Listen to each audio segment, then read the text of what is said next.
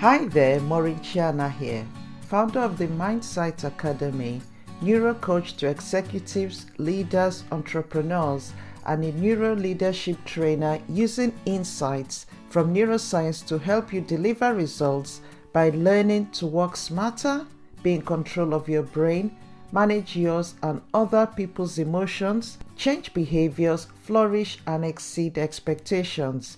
I am so pleased to be back here with another episode of Lead to Excel podcast. I use this opportunity to wish you a fantastic, blessed, joyous, healthy 2021. I know many parts of the world are still battling with the pandemic, and that's why I've titled this podcast Hope in Crisis. And I really wish that it blesses you and empowers you, and you take a lot from it to put into action that would really make your life a truly successful one this year. And we'll start with this poem by Joan Blair that says, "My beautiful friend, hope. You point me toward the sun. You shelter me in the rain. You trumpet my successes and hold me in my sorrow, ever whispering, rise up, rise up." I looked in the dictionary for the definition of hope, and it says, hope is a feeling of expectation and desire for a particular thing to happen. Hope and the ability to generate it for yourself and others is the most powerful and valuable practice in both good and challenging times. It's this practice that builds the capacity for resilience, and resilience is the one thing that is so needed at this time. If you practice hope in good times, when more challenging times arrives, it's easier to see possible solutions and new ideas. But hope, fortunately, can be developed even in the most trying times. You might be feeling frustrated, unfocused, or afraid of failure. Maybe 2020 left you feeling knocked down or even hopeless.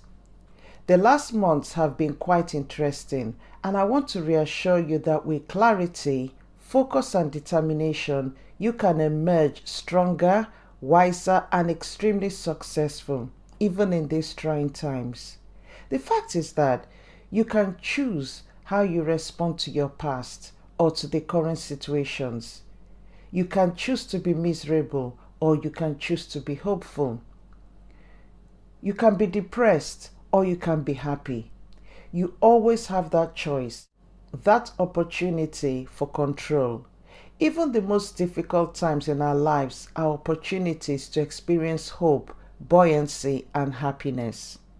Viktor Frankl, in his book Man's Searching for Meaning, quotes the words of Nietzsche, and it says, "He who has a why to live for can bear almost anyhow."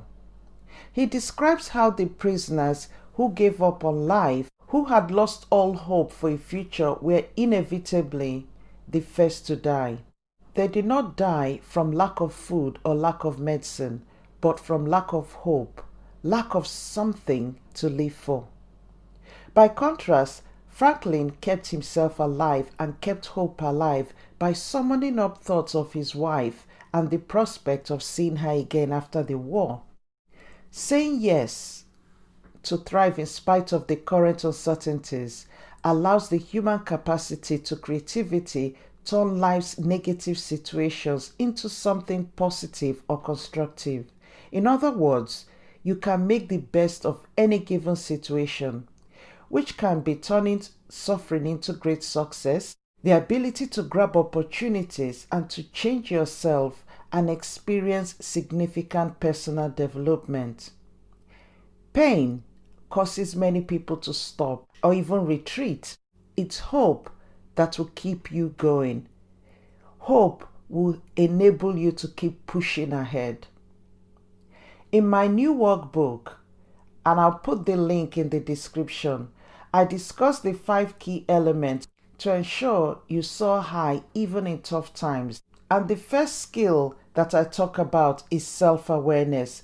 That's your ability to recognize your true self. You can start by answering these questions. What did you do previously that was successful? What enabled you to achieve success? How can you use those enablers today in your life, in your career, or even in your business? Answering these questions will enable you foster hope and have a hopeful view about your situation. The key is to be intentional about fostering hope for yourself and for your team as a leader. I hope these questions prompt new ways of thinking for you and change any limiting or negative thought processes that you're already having. The second skill that I go through in my workbook is your ability to reframe. Reframing is the practice of creating a new way of seeing a situation, because in every situation, whether you realize it or not, you're choosing to frame the reality of what is happening and you're choosing what is most important. Then you take a specific action and behavior. So practicing reframing will open new ways of thinking and behaving for you. Thoughts that limit possibilities, such as can't, won't, must, no way, it will never, should, and always. All these must be changed. Reframe them. And start questioning your thoughts. Ask yourself questions such as, how can I frame this situation in a new way? How can I frame this situation in a more positive and progressive way? What does that new frame offer in terms of alternatives and new paths forward? Who can I talk to that might help me reframe this situation? This is not a time to try and figure everything out yourself. Connect with other people. Get a coach, get a mentor, have a friend, but just be careful who you're connecting with so that you're not connecting with someone who will pull you down. To create hope in your life, the first thing you have to do is dream. Dream of your future. Dream of what you want. Imagine your life as you feel it ought to be lived. Aristotle says, hope is a waking dream. Don't let ego be a hindrance to you. Ego is able to convert anything to its own use. Ego has an incessant need to be seen in a positive light and will eagerly hijack whatever flow of consciousness it can use for its own enhancement. That's why it's imperative to develop self-awareness to avoid being misled by your subconscious brain into believing that your perceptions are reality. There are so many ways that you can adopt to maintain hope in times of crisis and uncertainty. Having an optimistic mindset is one of those. And having an optimistic mindset is essential in this current climate that we're in. And this isn't passively hoping for the best. It's intentionally practicing an optimistic mindset.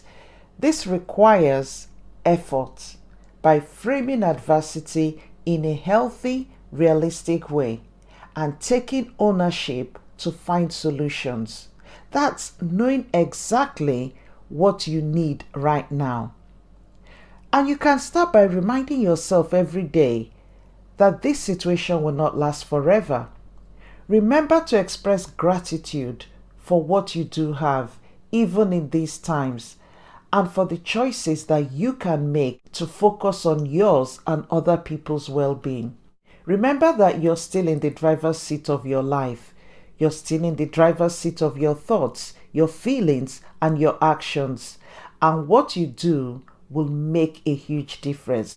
This way of thinking will give you the motivation to keep pushing through. It's not where you're coming from that matters. It's knowing where you're going. People often ask me, how can you be so optimistic? I hold on to this scripture. God is doing a new thing. Can you not perceive it? It's springing up even now. It's having that positivity. It's having that belief that there are opportunities, that there is something better coming, that there are great things in store for me. If you've listened to a lot of my podcasts or teachings, you hear me talk a lot about the fact that whatever you focus on becomes your reality. And here are some ideas to help. Remember that hope is not always about the here and now. Rather, it's more about seeing a far off distant future. It's not about the world being as you wish it to be, but actually seeing the possibilities that will emerge. Staying focused matters. We all frame or perceive people and situations in certain ways. Your ability to reperceive people and situations is a practice of hope. Deciding what to focus on matters in hope. Knowing your why is an intrinsic part of hope. Holding a possible positive future in one's mind and then driving towards that future, never giving up on the hope that the future will arrive, is key to remaining hopeful and building resilience. When you deeply care about something, the journey becomes easier because the course gives you hope that change will definitely come. So the practice of hope in times of change matters. Change is a constant in our world, and the last few months have demonstrated this more than ever before. So you need to confidently move towards a better future by staying focused on where you're going and what you want. Being hopeful requires courage. It seems simplistic to state that it comes from paying attention to the hopeful path, but that's actually true. Focus your thoughts on all the things you can do to increase the probabilities that you will be successful in achieving your goals. Don't leave anything to chance. Take control of your situation. You are responsible for your future. And I'll end by saying that hope is your first step, because the next thing is being intentional about planning your goals, because hope isn't enough. You need to have concrete goals to enable you plan effectively and take the right actions to get there. And that's why I really recommend this workbook, Soar Higher, to really help you take those steps to plan effectively. Because if you don't know where you're going, you're not going to go anywhere. And if you don't plan in these uncertain times, then you end up being stuck, being anxious, being unfulfilled, being desperate, being frustrated. So I truly urge you to be intentional, take that control, take charge of your life, and take decisive steps. Thank you once again for tuning in. And remember that if you haven't subscribed to this podcast, click on the button wherever you listen to it so that you don't miss an episode. And I would really appreciate you leaving a review as well, or even a comment on the podcast, or ideas of topics that you want me to talk about in future. I've got some exciting episodes coming up with some interesting guests that you really wouldn't want to miss.